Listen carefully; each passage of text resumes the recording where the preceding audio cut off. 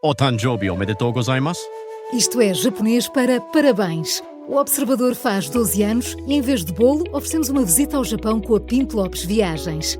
Assine por apenas 39,90€ e habilite-se a ganhar. 12 anos a escrutinar o poder, 12 mil quilómetros para celebrar. Assine hoje em observador.pt. Arigatou.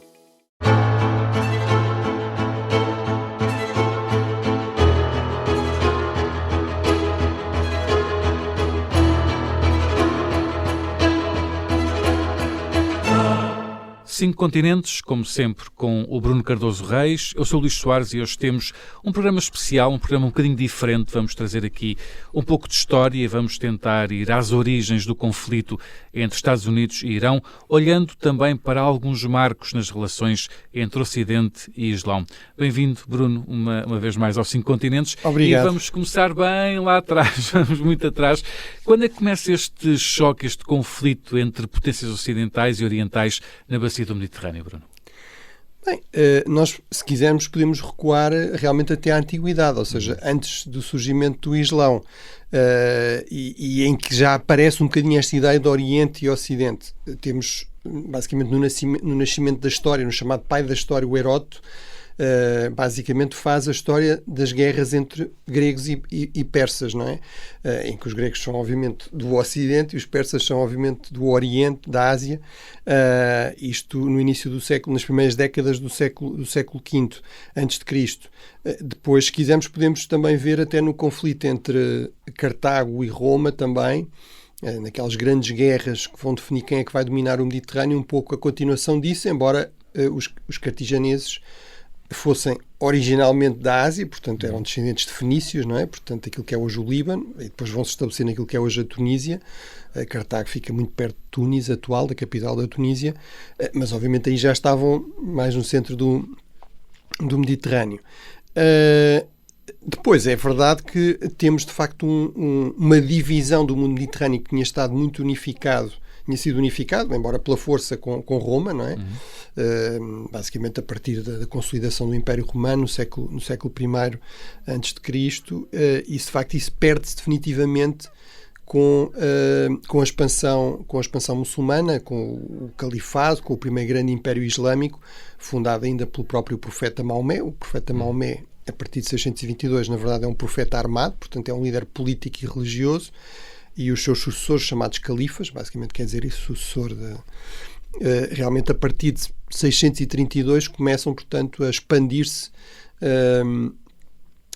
primeiro para norte, ou seja, para aquilo que é hoje o Israel, a Síria, o Iraque, mas depois também para o Ocidente, começando com o Egito. Portanto, Jerusalém, por exemplo, vai ser conquistada em 638, e depois o Egito, 642, já está o Egito e a Síria. E depois, obviamente, vamos ter uma rápida expansão por todo o norte da África, e a partir de 711 temos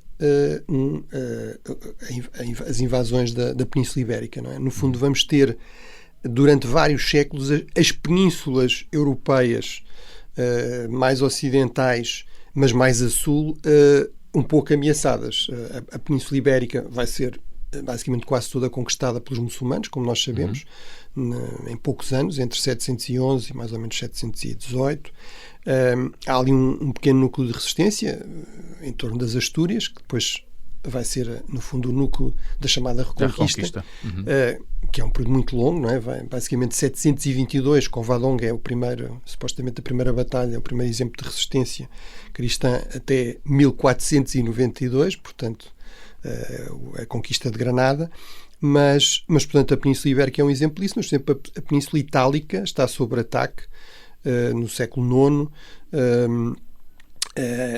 A Sicília é conquistada, a Roma é ameaçada, há um saque de Roma em 846, a Basílica de São Pedro, que estava fora das muralhas na altura, é saqueada, por exemplo. E depois, sobretudo, temos um período muito longo também de conquista, de domínio da Península Balcânica, que, ironicamente, sendo a mais oriental, é que demora mais tempo, porque, entretanto, o Império Romano, digamos, reconstitui-se, reorganiza-se. o Império Romano do Oriente, baseado em Constantinopla, naquilo que é hoje Istambul, e obviamente Constantinopla só vai cair em 1453, mas portanto a partir do século XV vamos ter também vários séculos de expansão e domínio otomano na Península Balcânica. E embora estejas a destacar, Bruno, alguns momentos de conflito, também houve alianças, certo? Sim, ou seja, esse é um ponto aqui importante. Nós vamos destacar mais alguns momentos, alguns marcos que muitas vezes são realmente momentos de conflito, mas é muito importante deixar isto claro, que é obviamente um enorme simplismo dizer que há uma espécie de séculos, de mais de 1000 anos, não é? A partir de 632, se quisermos, de choque constante entre potências cristãs e potências islâmicas. Há imensas alianças na própria história portuguesa, na Reconquista temos muitos exemplos disso. O famoso desastre de Badajoz, em 1169, em que o nosso primeiro rei Afonso Henriques é ferido, parte de uma perna, portanto fica até incapacitado. É resultado de os portugueses estavam a tentar conquistar Badajoz, usando até métodos, enfim, pouco convencionais. O famoso Geraldo Sem Pavor faz um ataque surpresa, supostamente sem um envolvimento direto do rei português, de Afonso Henriques, mas depois ele não consegue conquistar o castelo, conquista a cidade, mas não o castelo.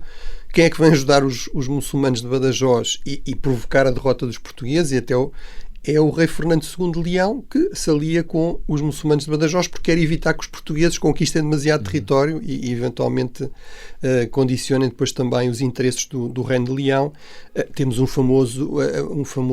famosa aliança que dura vários séculos entre o reino de França e o Império Otomano, contra os Habsburgos de Espanha e da Áustria, que eram os grandes inimigos geoestratégicos, digamos, dos interesses franceses e também dos interesses dos sultões otomanos.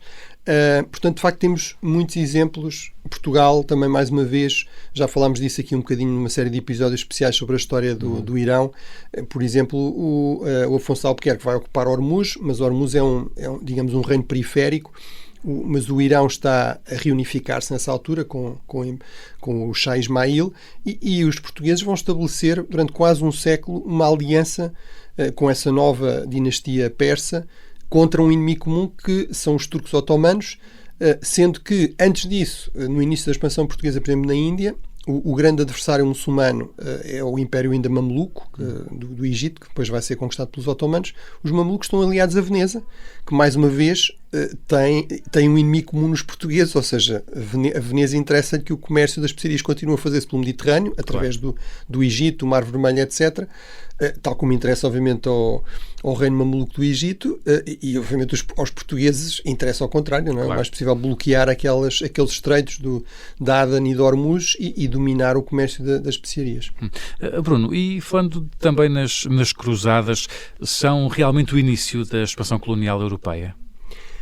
Bem, é uma questão interessante, porque hoje em dia é uma visão que tem muito peso e que é dado até quase como adquirido, sobretudo pelos historiadores mais do período colonial, não tanto pelos historiadores medievais ou do período das cruzadas, mas é verdade que ela corresponde claramente a uma dinâmica mais expansiva, a uma Europa já mais reconstituída, reforçada, se quisermos, dinâmica, e que consegue começar a expandir-se para o exterior, inclusive também na Europa de Leste. Há cruzadas aqui na zona da Reconquista, com o mesmo tipo, digamos, de ideologia, de argumentos, mas também há cruzadas contra os pagãos, naquilo que é hoje a Europa de Leste, por exemplo, a Lituânia, aquilo que vai ser depois a Bielorrússia, etc. E depois há este período, digamos, sobretudo um século, enfim, as cruzadas são mais ou menos 1095, é o concílio em que o Papa Urbano II faz este apelo à cruzada, mas 1099 é a conquista de Jerusalém, que depois é perdido para o Saladino, basicamente um século depois, mas temos cruzadas no Oriente até ao final do século XIII, sobretudo o São Luís ainda faz algumas cruzadas importantes já no século XIII. Mas esse período, sobretudo os chamados Estados Cruzados, o Reino de Jerusalém, o Reino de Chipre, são um bocadinho apontados um pouco como modelo daquilo que depois vai ser a expansão colonial. É verdade que isso é facilitado porque, sobretudo em francês, que é muito a língua dominante nestes Estados cruzados, porque são sobretudo cruzados daquilo que vai ser a França, que vão para essa região, ou Bélgica, mas fala-se muito do Outremer, no fundo, o ultramar. Portanto, a expressão ultramar aparece em relação a estes reinos cruzados. Mas realmente isso digamos, uma enorme simplificação. Há muitas diferenças. Há um outro aspecto também que acaba por influenciar depois a questão colonial, que é a chamada economia de plantação. Por exemplo, as plantações de açúcar com escravos, que vão ser muito importantes depois na expansão colonial nas Américas. Isso é realmente algo que vem do Mediterrâneo Oriental, mas de influência, inclusive, árabe ou islâmica, se quisermos. Portanto, é realmente uma simplificação muito grande, a história é muito diferente. E, por exemplo, não há uma enorme migração de pessoas, não há substituições de populações. Na verdade, continuava a haver imensas populações cristãs, que entretanto muitas tinham sido arabizadas, mas cristãs nesta região, que remontavam ao tempo de Cristo, e algumas dessas comunidades, aliás, sobrevivem até hoje, sobretudo no Líbano ou na Síria. Há os chamados palestinianos cristãos ou árabes cristãos, que são, no fundo, sobreviventes dessas comunidades. E, portanto, realmente é uma simplificação a dizer isso, embora realmente possamos ver aí uma primeira fase de expansão de uma Europa mais dinâmica, mais forte e mais expansionista. E entretanto, a última vaga de expansão islâmica é a otomana. Quando é que é travada, Bruno? Bem, ela realmente inicia-se em relação à Europa ainda no século XIV. Em 1354, os otomanos vão conseguir passar o Estreito, o Bósforo, e ocupar Galípoli, que no fundo são aquelas penínsulas que controlam precisamente uma parte dos estreitos, aproveitando uns terremotos e também uma crise, enfim, muito prolongada do Império Romano do Oriente, que inclusive tinha sido um dos pretextos, uma das justificações das cruzadas. Foi a ideia de recuperar Jerusalém, onde uma série de soberanos muçulmanos tinham restringido muito as liberdades religiosas dos cristãos. Aliás, Saladino, que é quem vai reconquistar Jerusalém, uma das coisas inteligentes que faz é, no fundo, garantir a liberdade de acesso dos peregrinos cristãos. Isso vai se manter durante muitos séculos, mas realmente os otomanos vão aproveitar o enfraquecimento do Império Romano do Oriente. Como eu disse, como estava a dizer, vai apelar às cruzadas, mas depois em 1204 há uma disputa e essa cruzada vai acabar por conquistar, digamos, ao Império Romano, ao grego, vai conquistar Constantinopla e criar depois também uma série de estados, digamos, latinos, naquilo que é hoje a Grécia, nessa zona, que depois vão entrar em conflito com o que restava, digamos, desse Estado greco-romano, que depois acaba por recuperar Constantinopla, mas, portanto, está muito enfraquecido, de facto, o Império Romano e, portanto, aproveitando isso, os otomanos começam essa expansão para os Balcãs. Em 1389 temos a grande batalha do Kosovo, que ainda hoje também é um marco na história sérvia, e, portanto, a partir dessa altura, basicamente, o Império Otomano, embora ainda não tenha conquistado Constantinopla/Istambul, já é um império, digamos, bicontinental. Domina grande parte daquilo que é hoje a Turquia, a Ásia Menor, e depois vai se expandir também pela Síria, pelo Egito no século XVI, mas vai ser cada vez mais uma grande potência na zona dos Balcãs, da Europa Oriental, e vai consolidar isso ainda mais depois com a conquista de Constantinopla, em 1453, e depois também com a conquista da Hungria, 1526, a Batalha de Moax, é outro grande desastre, digamos, para os europeus. Depois, isso é travado basicamente em Viena, o que nos diz bem até onde é que chegaram os otomanos. Exato. Portanto, em plena expansão colonial europeia, século XVI, XVII, a Europa está realmente ameaçada por uma grande potência imperial islâmica, pela última grande potência imperial islâmica, se quisermos, que são os otomanos, os turcos, que se vão expandir também no norte da África. E, portanto, há uma guerra primeiro no Mediterrâneo. Aí é muito importante, digamos, esta vitória naval, por exemplo, de Lepanto, 1571. Antes disso também o cerco de Malta, 1565. Portanto, há uma travagem, uma divisão, se quisermos, do Mediterrâneo em dois. E, portanto, o Mediterrâneo Ocidental não fica completamente seguro, porque há uma série de estados vassalos dos otomanos que se dedicam à pirataria. Argel, Tunis, Trípoli, tudo isso são estados que ameaçam a segurança da navegação cristã durante vários séculos, até o século XIX, mas apesar de tudo não se conseguem expandir aí, também graças a Marrocos, que é uma barreira contra a expansão otomana no Norte de África. Mas na Europa balcânica, a travagem é em Viena, 1529, um grande cerco de Viena que os otomanos não conseguem tomar. E depois, se quisermos, temos vários séculos de escaramuças, tréguas, que até 1683, o último cerco de Viena, em 1683, portanto, final do século XVII, basicamente, Viena está à beira de cair quando chega um exército polaco para ajudar a quebrar esse cerco, e depois, como resultado disso, há um colapso militar otomano, e em 1699 uma parte importante da Turquia é recuperada pelos Habsburgos de Viena. Portanto, é aí que começa o recuo, mas mais uma vez extremamente lento. Territórios como, por exemplo, aquilo que é hoje a Albânia, a Macedónia, etc., são turcos otomanos até o século XX, até 1911-12, as chamadas Guerras Balcânicas. A Grécia só se torna independente em 1830, por exemplo, que é o início desse recuo maior para novos Estados cristãos na zona balcânica. Portanto, é um recuo muito, muito lento, mas pode-se dizer que começa a partir de finais do século XVII, mas até lá a Europa vive com este medo de, eventualmente, perder a sua independência, ou grande parte dela, a grande parte da Europa, para esta nova grande potência islâmica em expansão, que é o Império Otomano. E já vamos perceber como é que tudo isso muda, esse equilíbrio de poder muda, na segunda parte dos 5 continentes.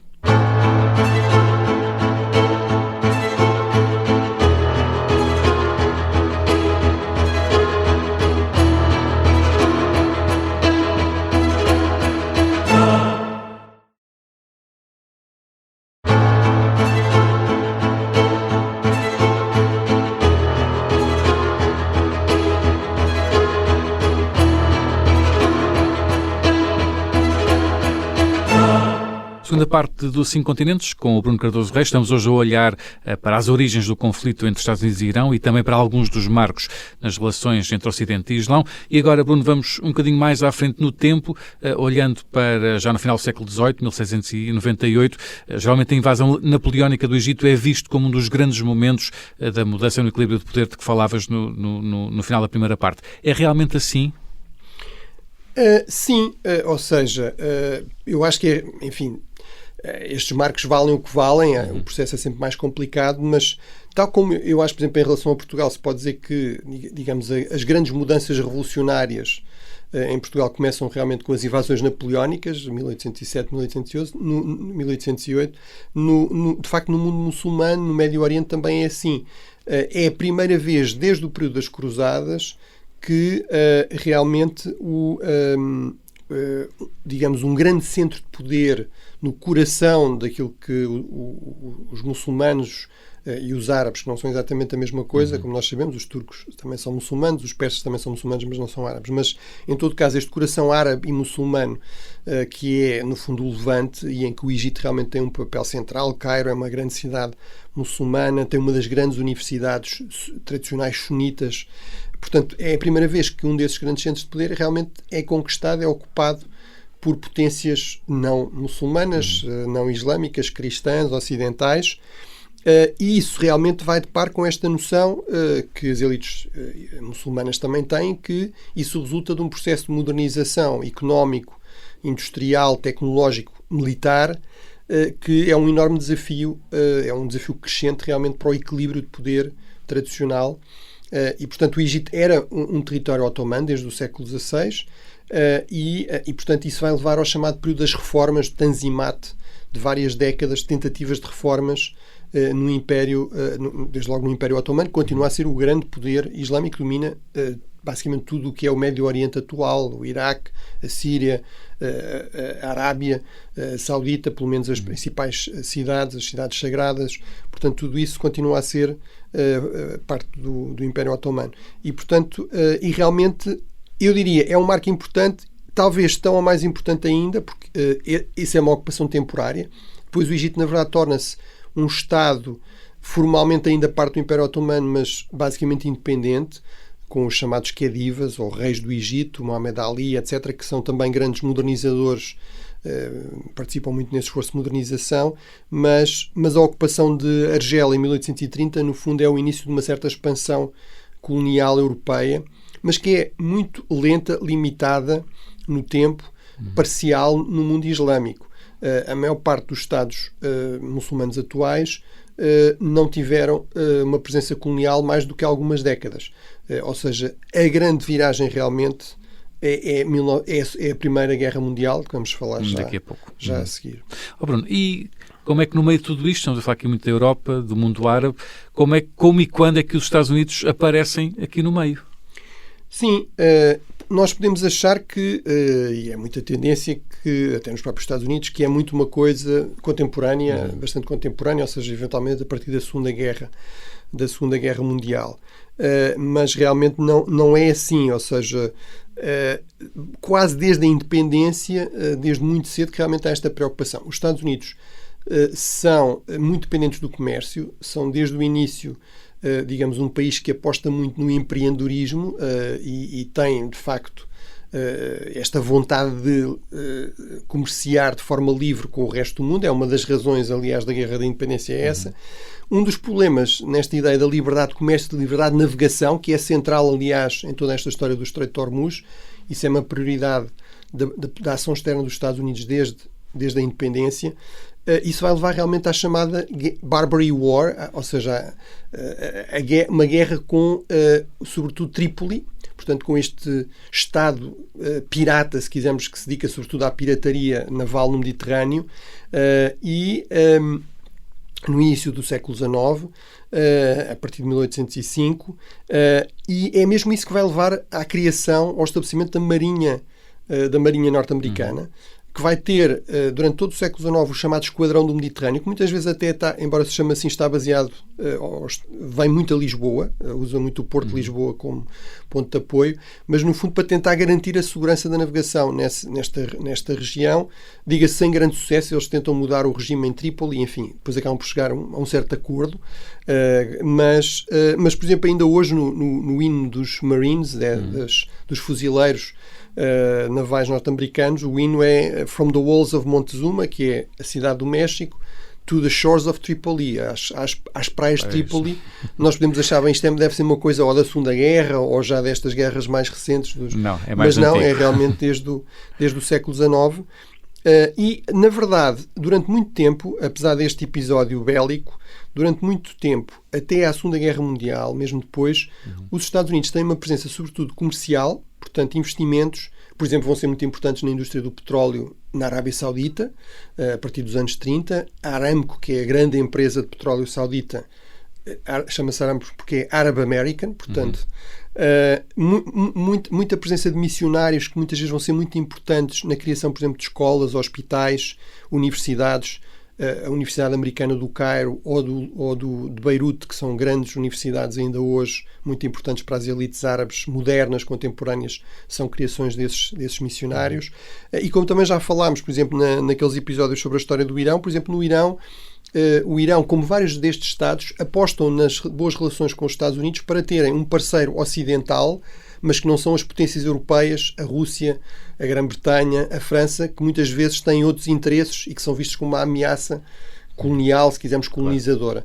Mas, portanto, em relação a esse período, até à Segunda Guerra Mundial, as relações com os Estados Unidos são, sobretudo, comerciais, culturais, às vezes religiosas, obviamente a questão da presença também na Terra Santa, o apoio das comunidades judaicas americanas depois ao início também da presença dos judeus na Palestina. Portanto, são muito esse tipo de relações económicas, culturais, religiosas e menos propriamente uma dimensão militar.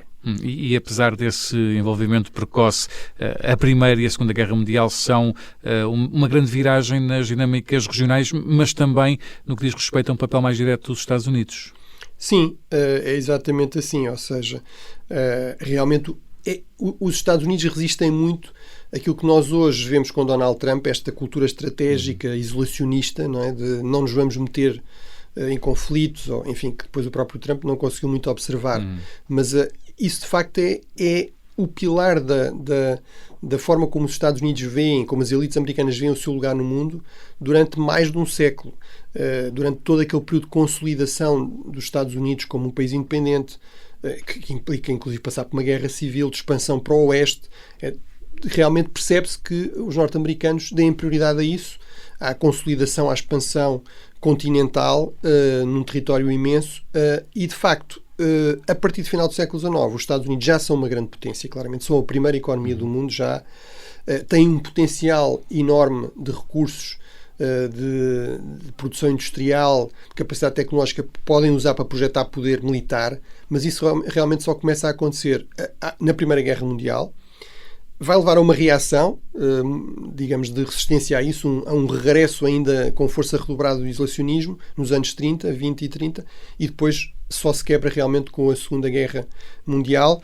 E aí, realmente, na Primeira Guerra Mundial, os Estados Unidos vão ser importantes em limitar, digamos, a dimensão colonial no Médio Oriente, porque o Presidente Wilson insiste que estes territórios que vão ser ocupados ao Império Otomano, o Império Otomano, importa dizer isso, que toma a opção errada de se aliar com a Alemanha e, portanto, entrar em choque com as potências ocidentais, a França, que era o seu aliado tradicional de muitos séculos, e mesmo a Grã-Bretanha, e quando é derrotada em 1918, perde muitos territórios, aquilo que vai ser a Síria, a Palestina ou Israel, os territórios na Arábia, etc., e o Iraque, e, portanto, mas esses territórios, no caso em que são governados por potências ocidentais, por exemplo, a Síria, o Líbano pela França, a Palestina, o Iraque pela Grã-Bretanha, é como mandatos da nova Sociedade das Nações, a antecessora das Nações Unidas, que é muito uma iniciativa americana, e a ideia desses mandatos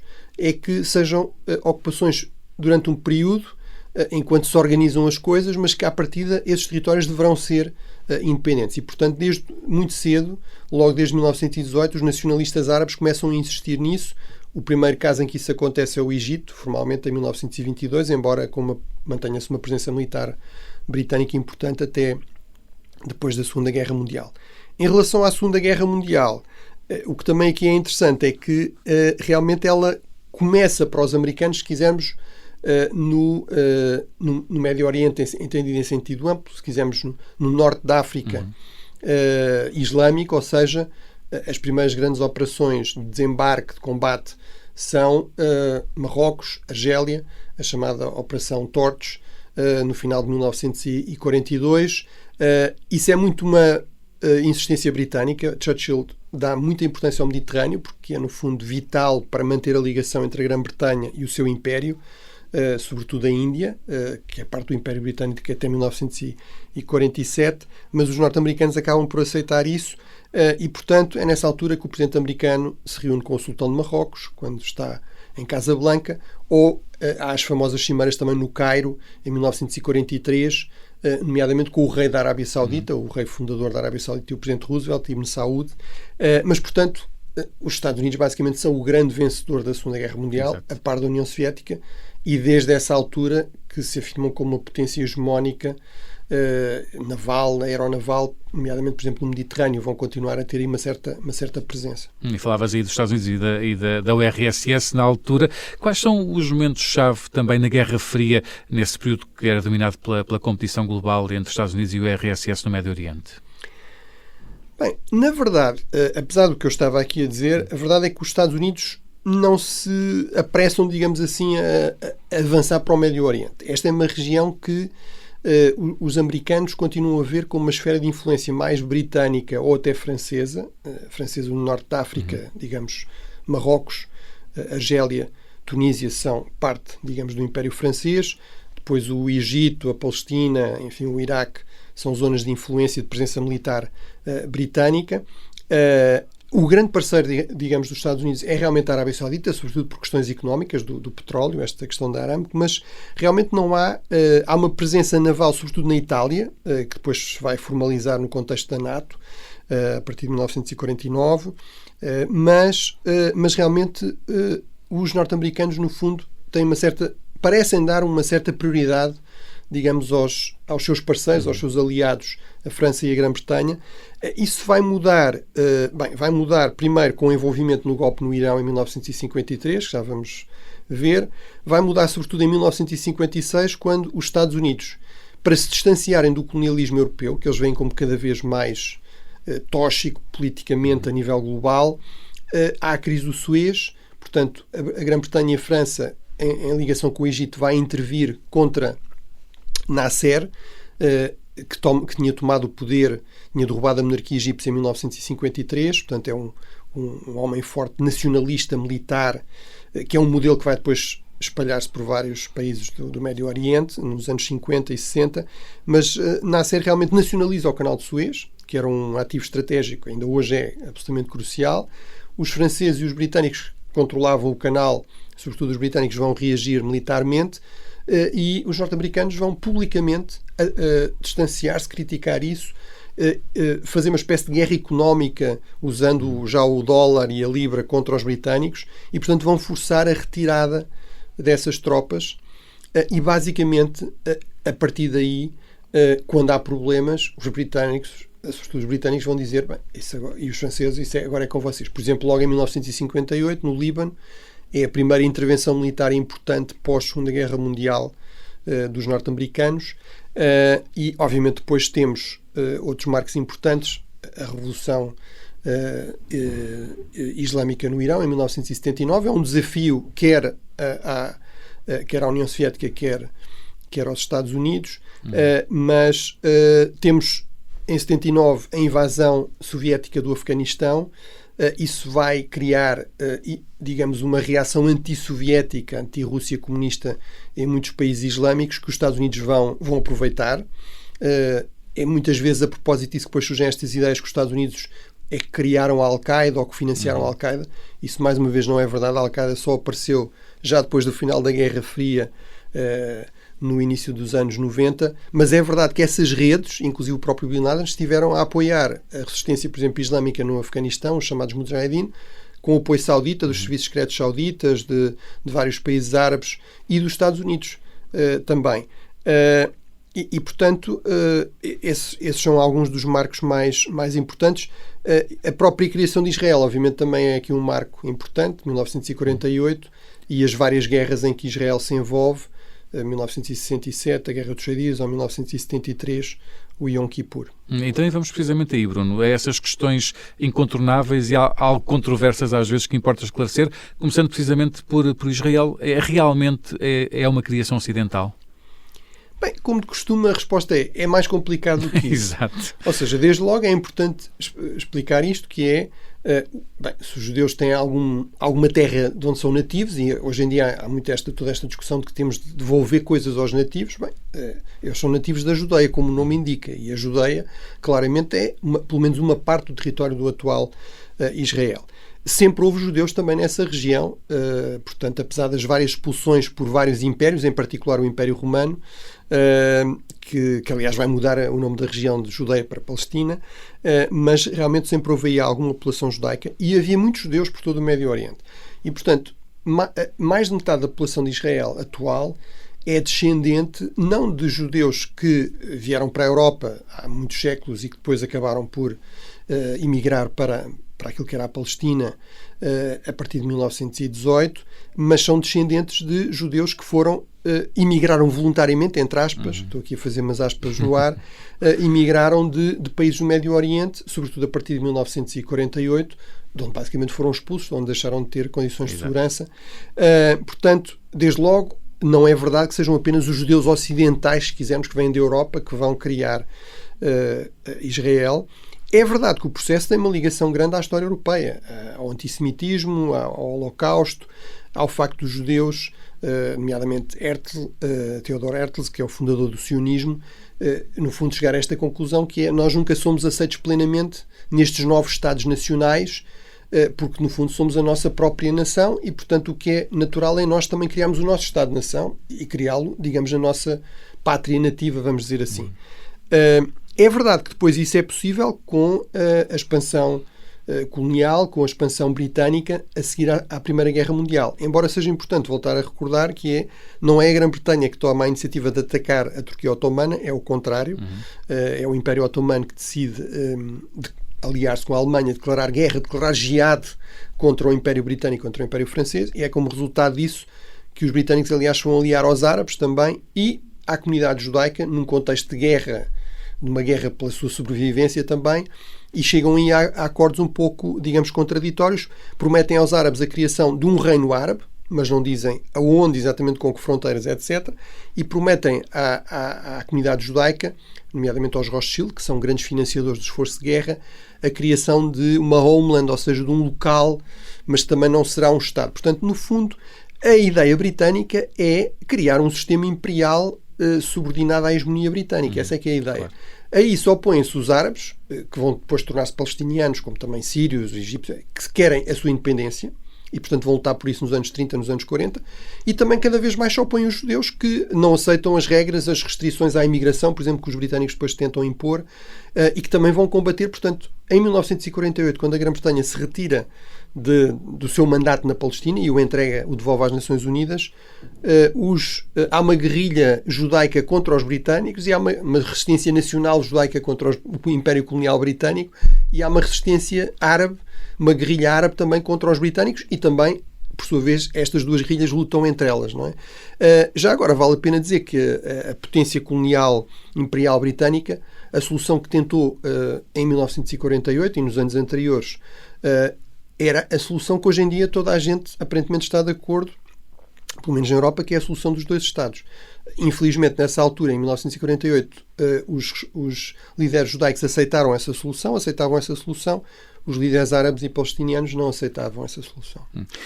Bruno, temos ainda mais duas perguntas para responder para quem nos está a ouvir em podcast. Para já, quem nos ouve em FM, ficamos por aqui nesta verdadeira viagem pela história nos 5 continentes com o Bruno Cardoso Reis, que está de regresso na próxima semana. Continuamos então aqui em podcast, Bruno, com estas questões incontornáveis e controversas que importa esclarecer. E vamos agora às fronteiras, a divisão do mundo árabe, do Islão. Tudo isto é uma imposição colonial e ocidental?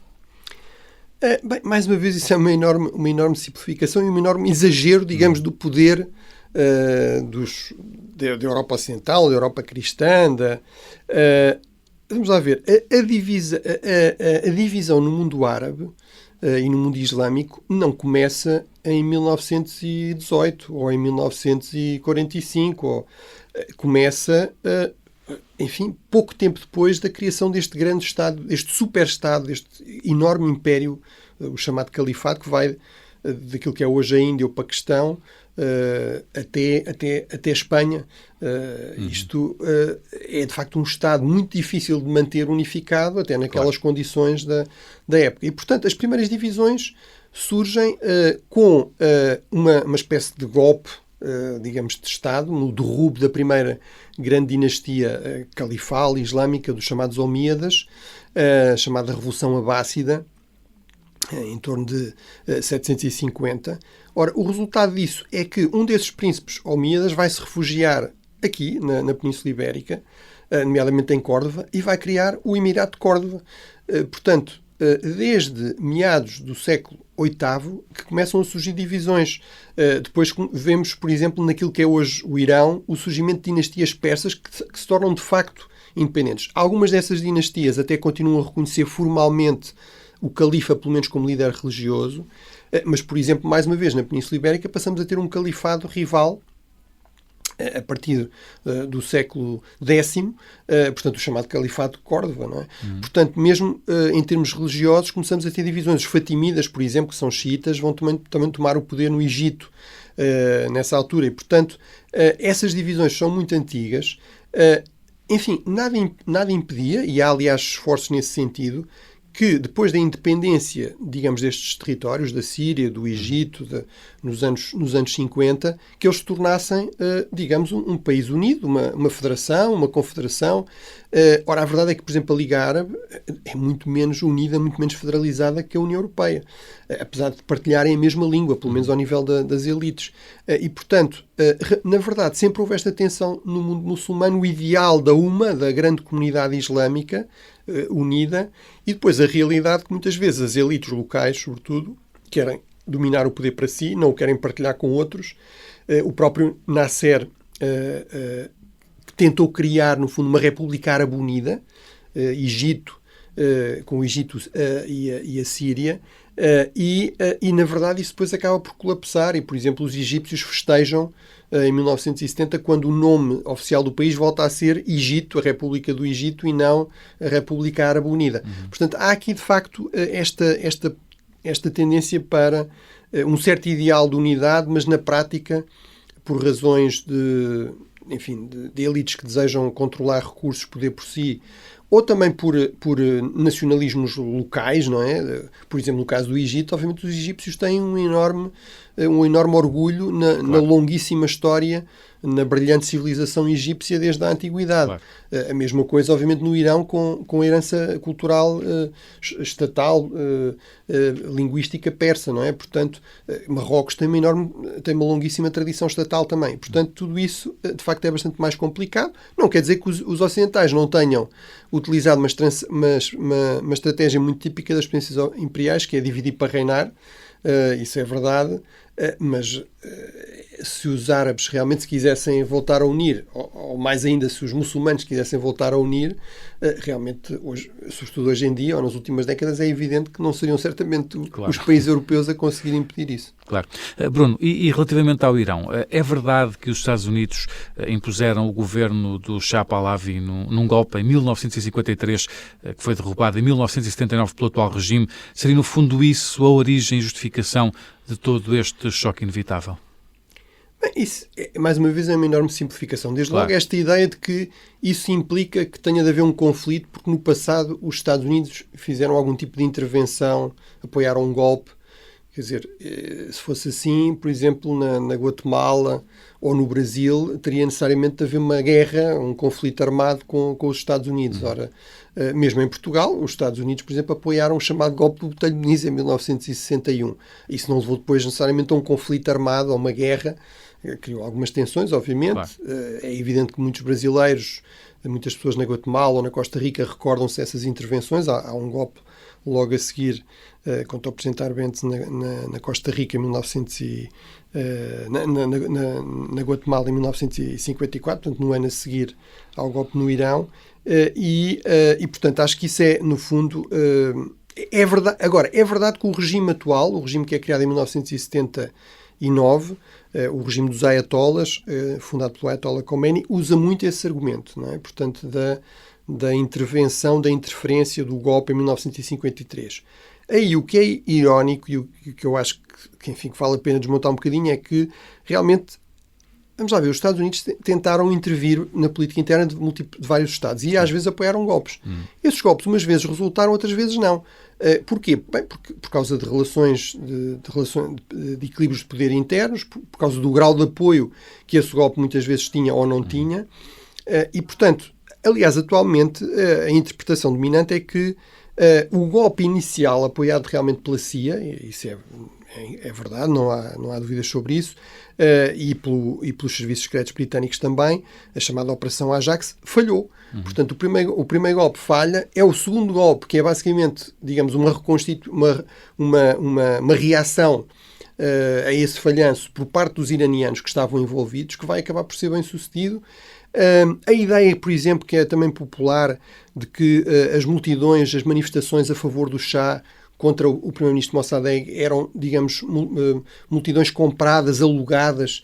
Quer dizer, acho isso a ideia de que, no fundo, os iranianos são todos marionetas que são facilmente manipuladas Isso realmente parece-me um manifesto exagero. Na verdade, nós sabemos que os ayatollahs apoiaram esse golpe em 1953. Estavam muito preocupados com a viragem à esquerda do Mossadegh, com as suas relações muito próximas com o Partido Comunista, com o Tudeh. Sabemos que os militares apoiaram o golpe e foram aí cruciais. Sabemos que muitos empresários, chamados bazaris, apoiaram também o golpe de 53, sendo que o que muda em 1979 é que os bazaris vão apoiar o Ayatollah Khomeini contra o Shah Pahlavi em 79, que uma parte dos militares não vai defender o regime do Shah Pahlavi em 79 e que, obviamente, os ayatollahs, sobretudo, esta rede com enorme poder dos clérigos xiita no Irão, vai mudar a sua posição. Em 53 apoiou o Shah, que eles consideravam mais conservador, contra um primeiro-ministro que eles viam como excessivamente revolucionário, pró-comunista, etc. No fundo, demasiado modernizador. Em 1979 é o Shah que é visto como demasiado modernizador, como hostil, digamos, ao poder desta elite religiosa, e eles vão apoiar essa mudança. Mas, portanto, eu acho que, sem dúvida que há um papel dos Estados Unidos, sem dúvida que isso se tornou importante na cultura política iraniana e justifica, de facto, um peso muito grande, um certo anti-americanismo no Irão, esse envolvimento no golpe de 53. Agora, dizer que foi os Estados Unidos que impôs o Shah contra a vontade dos iranianos, isso parece-me que é um manifesto exagero, faz parte aqui de uma certa leitura também ideológica da história. E fica por aqui este 5 continentes, nesta viagem pela história, também neste extra em podcast, o 5 continentes com o Bruno Cardoso Reis, que está de regresso na próxima semana. Obrigado.